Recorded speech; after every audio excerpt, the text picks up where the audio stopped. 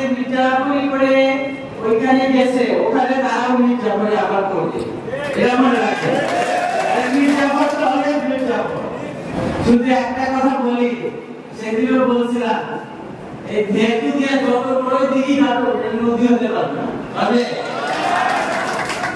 আর শিয়াল কখনো চিতাবাঘ হতে পারে না, শিয়াল শিয়ালই পারবে।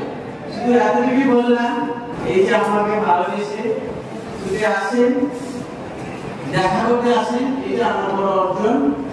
আমি বাংলাবাসীর জন্য কি করেছি না করেছি এই 5 বছরে মানুষ বুঝতে পারবে, এবং এই গ্যাপটা আমার দরকার ছিল আমাদের, এটা হয়েছে, এবং এটাই আগামী দিনে আমাদের শক্তি যোগাবে। বাংলার পলিটিক্যাল গ্রাউন্ডে প্রস্তুত করতে পারবে না। আমি আপনাদের পাশে আছি, যা যেখানে যেগুলো সমস্যা থাকে আপনারা, আপনি ঢাকায় আসি, এখানেও আসি, এখানে একটু কম আসি, কারণ আমি আসলে আপনারা আসেন, অনেকে আসে দেখা করেন, এই মাধ্যমে অনেকে আমার ব্যক্তিগত প্রবলেম হয়ে যাচ্ছে, আমার সাথে দেখা করলে ছবি করলে আপনাদের চাকরি বাকরি অনেক ক্ষেত্রে এই এমপি সাহেবের বাধা আসবে, সেই জন্য আমি কম আসি।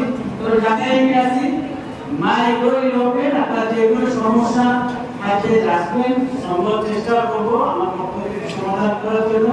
আর আমাদের জেলা সভাপতি বললেন জেলা আওয়ামী লীগের সংগঠনকে শক্তিশালী করা হচ্ছে, তারপরে উপজেলা আওয়ামী লীগের সম্মেলন হবে, এই সম্মেলনে আমরা কাজ করব।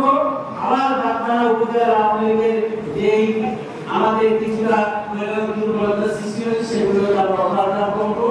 একটা জিনিস মনে রাখবেন, যারা আমার সাথে মির্জাপুরি করে ওইখানে গেছে, ওখানে তারাও মির্জাপুরি আবার করবে, এটা মনে রাখবেন। মির্জাপুর তো হবে মির্জাপুর।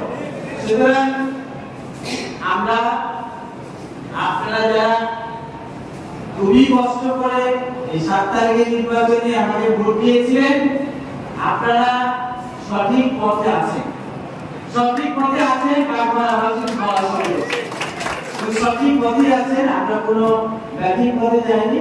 আমরা পরের লিস্টে দলকে সংগঠিত করবো।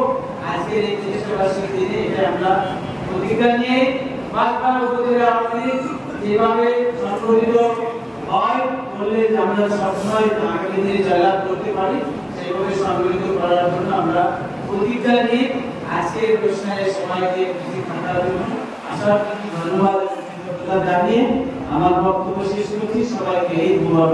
খোদা হাফেজ। জয় বাংলা, জয় বঙ্গবন্ধু।